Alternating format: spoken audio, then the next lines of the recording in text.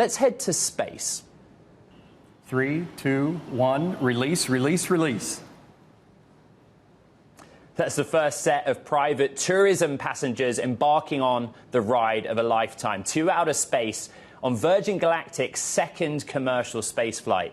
Joining us now, Bloomberg News reporter on all things space, Loren Grush. Hey, seventh successful launch. Finally, 20 years later, Virgin Galactic gets some tourists into space. Give us the details.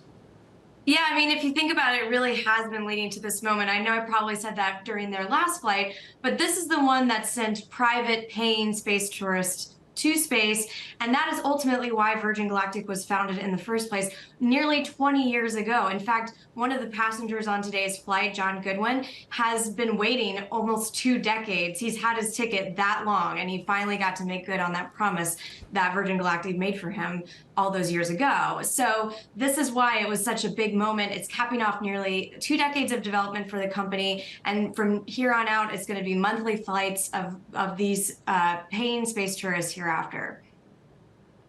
So there's some things we have to clarify here. Originally, ticket prices were $250,000, right? They closed them while they basically put a pause on operations. When they reopened, they rose to $450,000.